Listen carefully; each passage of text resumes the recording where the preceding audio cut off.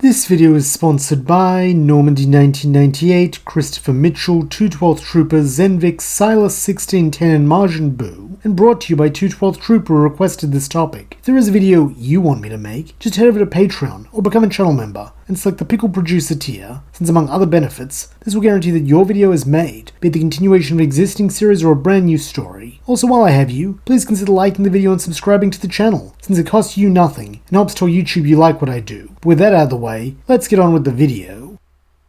Who's Clark? For a long time, this was a question Bruce had asked himself, as the man had been something of a mystery to him, his opposite, yet his best friend, though that had been a long time ago. Before he lost him. Before he lost them all. However, such reminiscences will not help answer Izuku's question, with Bruce therefore pushing them out of his mind for the moment, as he states that Clark was a hero he once knew, who was strong, courageous, and would stop at nothing to save people, much like All Might. Although they may not have always agreed when it came to methodology, he respected his intentions, since it was clear that in their hearts, they wanted to be the same kind of hero. At these words, Izuku cannot help but think of Bakugo, though, like his mentor, he is quick to compartmentalize these thoughts as there are more pressing concerns, namely giving their statements and checking on Ida. As Izuku does not have his license, the two Batmen decide that Bruce should be the one credited with the defeat and capture of Stain, with the story being that Izuku and Ochako simply observe from a safe distance. As for Ida, he will be fine after some time in hospital, though he is deeply ashamed of his lapse in judgment, with him apologizing to his classmates and the police for allowing his anger to get the better of him. Following this, the remainder of the internship period passes more or less without event, as Izuku and Ochako continue patrolling with Bruce as he deals with minor crimes and attends a few press conferences to discuss his defeat of the hero killer, during which time he is always studious to say that it was Batman who beat Stain, in what is clearly meant as a subtle wink and nod between student and teacher.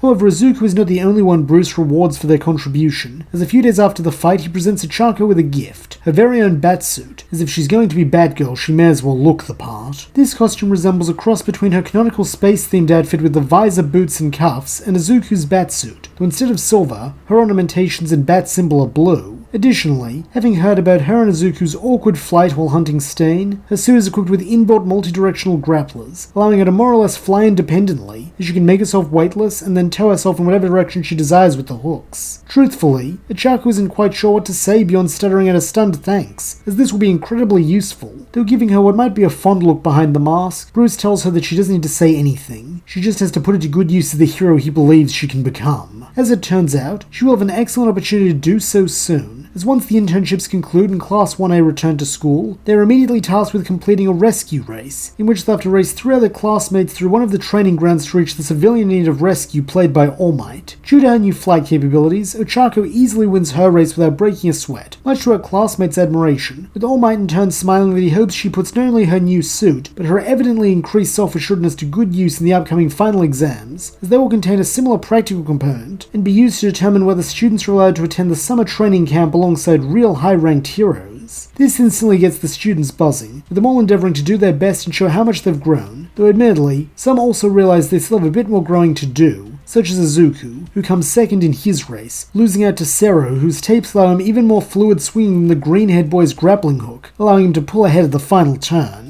However, rather than be discouraged, Izuku approaches the aspiring tape hero after class, and asks if he could possibly tutor him so he can make the most out of his grapplers, to which Sero casually grins that he'd be happy to, and in turn maybe Izuku can teach him how to pull off those sweet moves he used against Bakugo during the battle trial. Speaking of Bakugo, he has been rather quiet since returning from his internship, almost troublingly so, with a few of his classmates wondering if his hero did something awful to him similar to Mineta, who came back deeply traumatized. However, that then poses another question: who was his internship with? Since he never announced it, and it wasn't at any of the agencies the other 1A students worked at. When asked, the blonde boy simply tells the others to bite him, since it's none of their business. Though Izuku and a few others do notice that since returning, he has been seen occasionally talking to an upperclassman who looks to be a third year. Unfortunately, this isn't much use to them either, as none of them know who this is, aside from the fact that Bakugo seems to yell at him a lot when they talk. Were they not all entrenched in their studies for their final exam, one of the more inquisitive classmates may have investigated more thoroughly, though as it stands, he'll have to remain a mystery for now, as everyone has their noses to the grindstone, since they all desperately want to be able to attend camp.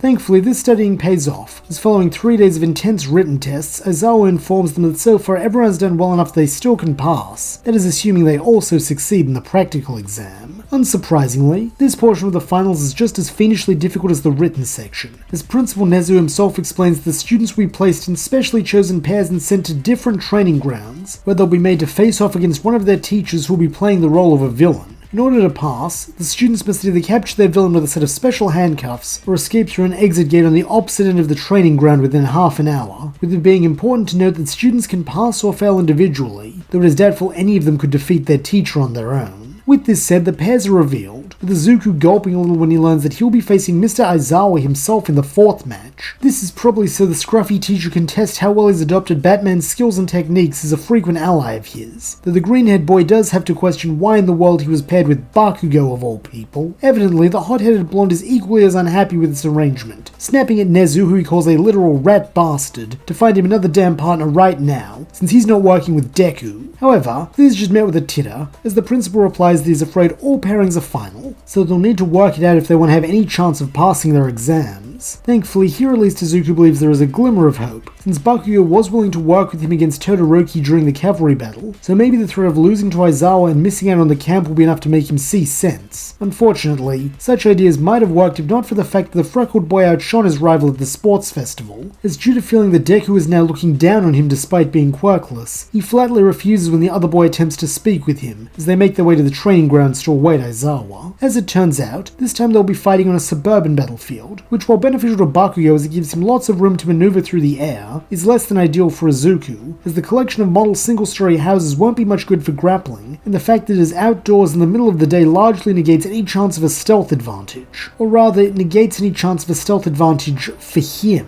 As a moment later, Izuku's eyes whip over to a nearby chimney where Aizawa is perched, observing him and Bakugo silently. Calling his partner's attention to this fact, Izuku attempts once more to convince him to devise a tag team strategy with him, though it is already too late, as the moment he sees their teacher, Bakugo blasts off towards him. Unsurprisingly, this is met by the activation of Eraserhead's signature nullifying quirk, with this causing the blonde boy's explosions to dissipate as soon as they appear, turning his arc into a predictable parabola that Aizawa can easily catch with his capture scarf. However, it seems Bakugo is not as helpless as he might appear, as when he begins to fall, he starts muttering what sounds like a checklist that is only audible thanks to Izuku's batsuit, the first item of which is, "Watch my opponent." Evidently this has been completed and then some, as the boy's red eyes have not left Aizawa for a second since spotting him, with him not even flinching as the capture scarf goes whipping towards his face in an attempt to ensnare him. Though shockingly, this attempt fails, as having angled his descent just right, Bakugo is able to duck under the capture tool and land right in front of his opponent, while muttering his second step, predict his next move.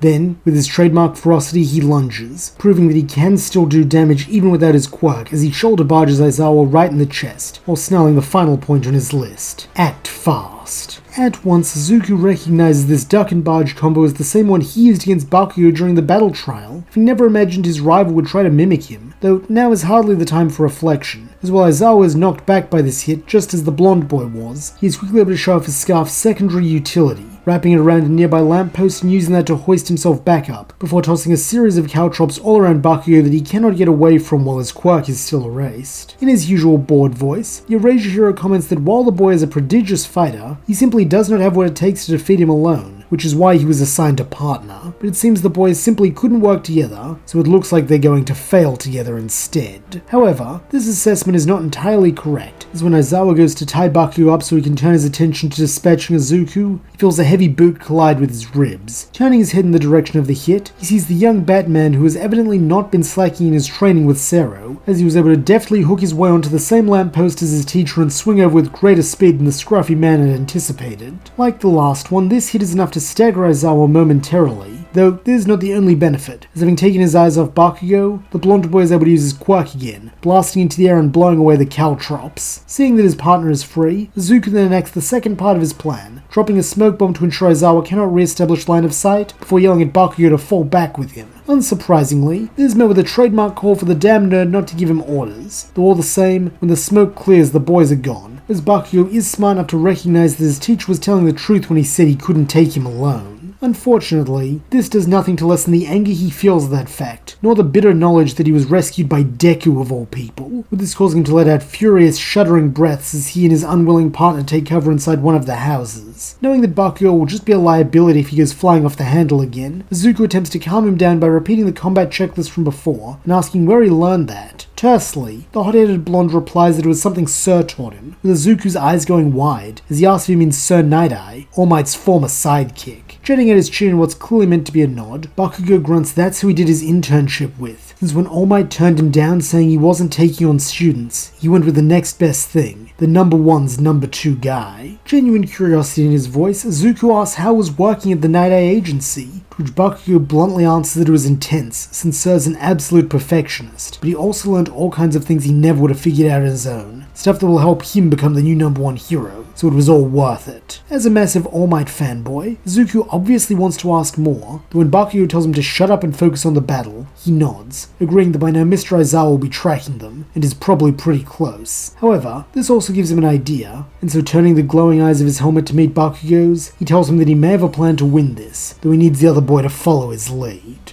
Back with Aizawa, he is indeed in the process of tracking down the boys. Thanks to that smoke bomb, there's a slightly more challenging task than it otherwise might have been, though just because he cannot see them doesn't mean he still can't hear them, as predictably, their arguing is what gives them away. From the sounds of it, Bakugo isn't very happy with Midoriya's idea, whatever it is, as he blasts his way down the street, while the green-haired boy desperately gives chase. Seeing this is just the vulnerable moment he needs to strike, the disheveled pro descends upon his prey, targeting Bakugo first once again as he erases his quirk. As this attack is from behind, the blonde is not able to respond, taking a kick to the back that sends him scraping across the road. However, before Aizawa can do more, Izuku leaps in to save him once again, this time throwing a volley of batarangs that force the teacher to back off, before closing the distance to begin engaging him in hand-to-hand combat. To the boy's credit, he has gotten pretty good with his Batman martial arts, something Aizawa does compliment him on, though he forgets that as a frequent ally of the Dark Knight, he knows these tricks, and has had far more time to devise counter-strategies. At these words, Izuku feels the end of the capture scarf wrap around his ankle, with a swift yank being enough to pull him onto his back, though before the long-haired man can wrap him up entirely, Bakugo enters the fray once again, blasting his teacher from the side and forcing him to disengage. Like before, this is met with erasure as Aizawa turns his gaze on the hothead, though wisely, Izuku tells him that the teacher won't be able to maintain his quirk for as long now, since that smoke grenade will have irritated his eyes. In this, the green-haired boy is correct, not that the scruffy man would admit it, though trusting the nerd to know what he's talking about, Bakugo acts on this advice, continually trying to make explosions as he closes in on Aizawa again, and finally managing just as he throws an uppercut into the Erasure hero's jaw. This leaves him wide open for a follow-up kick from Izuku, though rather than chaining that into a combo, he sticks to one good blow then retreats, allowing Bakugo to get back in on the action. This quickly becomes the way of things, with the pair trading off hits in a perverse synchronicity that shows that while they may not like one another, they do know each other well. Though one thing Aizawa does notice is that at no point do they attempt to engage him together, with this being odd, as it's possible that with their powers combined they'd be able to hold him down long enough to cuff him. In fact, he's not even sure which of them has the cuffs, as neither have made any attempt to use it. Have they simply forgotten that this is a win condition in the heat of battle, or is this some strategy? As it turns out, the answer to this will become apparent momentarily, as during what must be his 10th or even 15th clash with Bakugo, Eraser sees something moving behind him in his peripheral vision, Midoriya, and he has something metallic in his hand.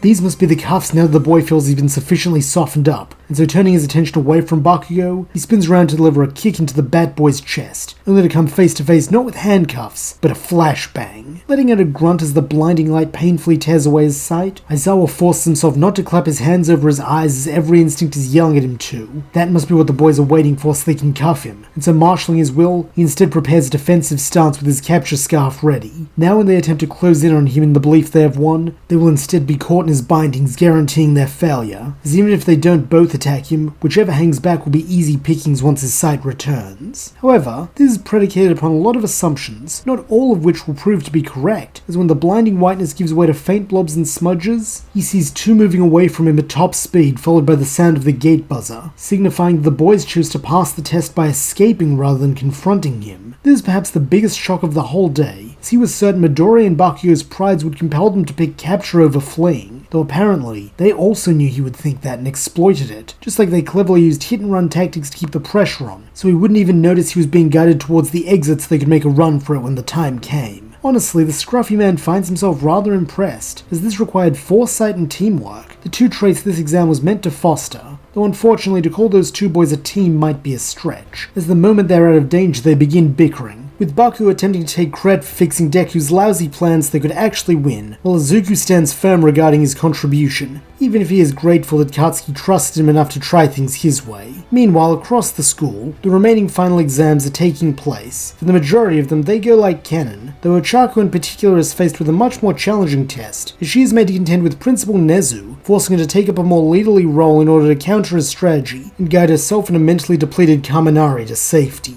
For the successful completion of their exams, Bruce invites both Izuku and Ochako to join him at the upcoming Eye Expo on Eye Island, a technological wonderland with bleeding-edge hero tech. Eager to see what the pros are going to be using, both happily accept, with the trio making their way to the island via Bruce's private jet as soon as their schooling is concluded. To their surprise, the pair are also instructed to bring their hero costumes, since with Wayne Tech having a pavilion at the expo, it would be a great opportunity to show off their bat suits through some practical demonstrations. Having no objections to this, Ochako agrees to do the morning demonstration, while Izuku is rostered on for the afternoon, with this meaning he has plenty of time to explore the island at his leisure as part of the early access group. For the most part, the people here are American pro-heroes, or else investors looking to funnel their capital into the hero trade in exchange for a handsome profit. Though while checking out a booth advertising gauntlets with inbuilt 3D printers which will allow him to have an infinite supply of batarangs, Izuku comes across a girl roughly the same age as him. Eager to meet a foreign peer, the boy happily introduces himself and in turn learns the girl's name is Melissa Shield, with the pair quickly hitting it off, as they soon discover they are both big admirers of tech, as well as quirkless heroes in training. However, one sticking point does come up when Izuku reveals who he is training with, as Melissa admits to having mixed feelings about her country's number 2 hero, since while she appreciates all he's doing to help quirkless people realize they can be heroes, his reputation for ruthlessness has created a bit of a stigma around quirkless heroes, at least here in the States. Remembering Bakugo and others' frequent reference to Bruce as that bat freak, Izuku assures her that it's not just an American problem, that that's one of the issues he'll work to overcome as both a hero and a Batman, showing he can be a symbol of hope just as much as vengeance. Smiling, Melissa replies that she would very much like to see that happen, though she's afraid they'll have to discuss it later, as now she's needed for a demonstration of her dad's newest hero suit. Laughing that he is too, Izuku promises to catch up afterwards, though it seems they'll be catching up much sooner, as when the freckled boy returns to the Wayne Tech Pavilion, he discovers that his practical demonstration will be a sparring match against none other than Melissa herself, as this will allow both her dad's company and Bruce's to show off their workmanship in the most realistic context possible short of a villain attack. Truthfully, Izuku was at first somewhat hesitant about the idea of fighting his new friend, though in an attempt to ease his mind, Melissa reminds him that it'll just be some light sparring, before teasingly adding that is unless he's worried his fancy Wayne suit can't compete with her dad's tech. Laughing that she's on, the pair then begin to trade blows, with it quickly becoming apparent that while Izuku's batsuit favors gadgetry such as batarangs, smoke grenades, and grappling hook, Melissa's specialty is gear that mimics quirks, so that it's like she has several quirks at once. This makes her a challenging foe, though Izuku does hold his own and even gains the advantage a few times until the match is called to an end, since potential investors have seen enough. With this, Izuku is given the rest of the day off, with Bruce coming over to compliment him and Melissa as well as her father who Izuku now meets. More surprisingly though is that All Might is with him, with Melissa explaining that he's her Uncle Might, much to Izuku's amazement. Together, she, Izuku and Ochako then go explore the island some more, with them coming across several of their classmates who are either visiting or working there, with them all promising to hang out at the reception party that evening. Unfortunately, such plans are somewhat waylaid when a group of criminals led by a masked man calling himself Wolfram hacks into the security system of the central tower where the party is being held. Due to being a hub of scientists, especially those whose work revolves around stopping and capturing villains, the tower's security system is one of the most advanced in the world, trapping all but Melissa and a few of the 1A students, with even heroes like Batman and All Might being bound with powerful capture devices. Seeing the only people who can stop him now imprisoned, Wolfram explains that he simply wants Melissa's dad David's shield to turn over a certain device and no one will be harmed, with David reluctantly agreeing, though it's under lock and key at the top of the tower. Agreeing that this isn't a problem, Wolfram then has two of his goons bring the good professor to him, with Ochako being startled to recognize one of them as the man from the scholarship test, a fact Izuku confirms with a faint nod when the pair lock eyes. Briefly, the brown-haired girl wonders why a person who Mr. Wayne trusts enough to test his scholarship recipients would turn to crime and villainy, and when she asks Izuku for his thoughts, he goes rather quiet, clearly mulling something over. Figuring this means it's up to her to take charge, she waits until Wolfram, David, and his henchmen are gone, before making her way over to All Might and Bruce, with a symbol of peace urging her and the others to go save his old friend. That is until Bruce contradicts this, a smirk on his face in spite of his predicament, as he tells the girl and her friends to give it 5 minutes and see what happens. villains. Knowing her patron must have something in mind, Ochako dutifully obeys, with his patience being well rewarded, as a few minutes later the security systems binding the hostages all die down, and the voice of the scholarship man rings through the intercom, announcing the criminals have been apprehended, courtesy of the acrobatics hero Nightwing. Good to his word, the man now identified as Nightwing returns to the ballroom, bringing with him the group of rather battered criminals, though to the surprise of many, David Shield does not return as a rescued victim, but as one of the prisoners, with All Might demanding to know what the meaning of this is. Coolly, Bruce states that he can explain that. The entire heist was a setup, so Professor Shield could steal back one of his own devices that was deemed too dangerous for usage, so he had Nightwing infiltrate the group and apprehend the villains once they are away from the hostages. In a heartbroken tone, Melissa pleads with her father to tell her this isn't true, though being a man of honor, he does not, admitting that it was foolish of him to try and pull the wool over the eyes of the world's greatest detective, though he wants it known he wasn't stealing that device for selfish reasons. He did it for All Might, since it would amplify his quirk and allow the symbol of peace to remain strong for years to come. Sighing sadly, All Might calls David a kind-hearted, foolish man, professing that he wishes his old friend had talked to him first, since he would have told him none of that was necessary. Though far less sympathetically, Bruce growls that Toshinori is being far too forgiving like always. While he understands the professor's intentions were good, even a well-intentioned evil act is still an evil act, with this being all he says as the police at last breach the building and haul David away with the other criminals. This sight, along with Melissa's distraught sobs and screams that Batman is a heartless bastard as her father is led away in cuffs, is enough to crush any lingering desire to party left in the UA students, with them instead deciding to head back to their rooms. That is aside from Izuku and Ochako, as approaching the man who was his teacher for several months in the lead up to the entrance exam, the green-haired boy greets Dick with a reciprocated smile, while Ochako shakes his hand, happy to formally meet him as this is only their second encounter. Joining them, Bruce takes a moment to explain that in his youth Dick was a student and sidekick of his before striking out on his own, though from time to time they do still work together, with this being one such case. This news comes as something of a surprise to Izuku, as while he knew Dick was proficient in Batman martial arts and a number of the Dark Knight's tactics, he never imagined the black-haired man was Bruce's student from years past. For a moment he wonders if this means Dick knew the mysterious Clark who Bruce was so tight-lipped about, though unfortunately he will not get a chance to ask, as business requires Nightwing be elsewhere almost immediately.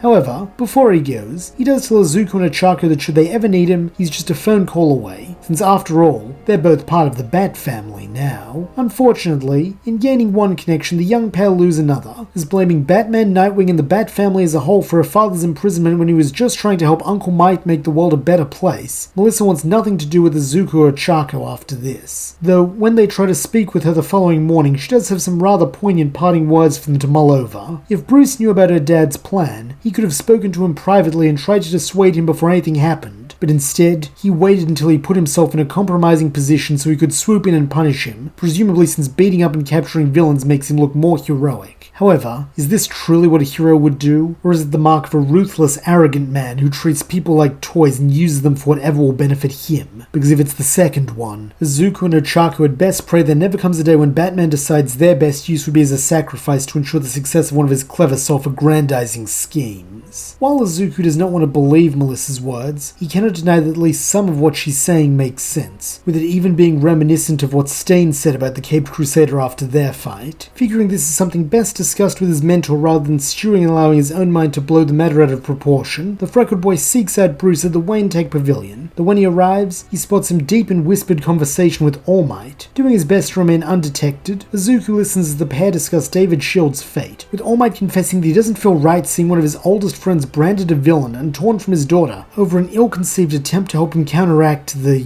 you-know-what issue. Evidently, Bruce knows what issue the man is referring to as he does not query this, though nor does he budge, as in a flat tone he states that as the mastermind behind the scheme, the professor has to serve time, otherwise it will erode the very trust in the symbol of peace that David was trying to preserve. Not only that, but had he not seen through the plot and dispatched Dick, innocent people could have been hurt either trying to rescue him or by the device he was trying to recover. However, just because he is unwilling to shield David Shield from the consequences of his actions does not mean he won't try to help him, as when the professor professor's trial rolls around, he will advocate for a lighter sentence due to no one actually being hurt, and see if he can pull some strings so the man is incarcerated at a regular prison rather than a supervillain facility, ideally one close to his daughter so she can visit him regularly, as he's not in the business of tearing children from their parents. Gratefully, All Might calls the American hero a good friend, though Bruce shrugs this off, claiming that he's just trying to see justice carried out. Then with a slight hint of wry amusement to his tone, he asks Izuku isn't that right, revealing he knew of his presence all along. Bashfully, the green-haired boy attempts to apologize to the pair of heroes for eavesdropping as he approaches them. Though shaking his head, Bruce commends his improved stealth skills, calling them almost good enough to escape his notice, so perhaps after a bit more work at the upcoming training camp, he'll actually be able to sneak up on him. Speaking of which, it's high time the two of them and Ochako begin making their way back to Japan, since he has no doubt there will be plenty of trouble waiting for them there. Though he does not know it, these words are more prophetic than even the Dark Knight could imagine, as at the back of a bar hidden neatly in Kamino Ward, the League of Villains, now with several new additions all galvanized by the will of the hero killer, plot their next move, with it seeming clear to all of them what they should strike first if they want to topple the pillars of this hero society. Their precious next generation, who foolishly believe themselves safe at their little forest training camp. And that's where we'll leave things for now. Thank you so much for listening. I hope you enjoyed it, and if you did, please don't forget to like, subscribe, and leave your thoughts, suggestions, or screams of rage in the comments below.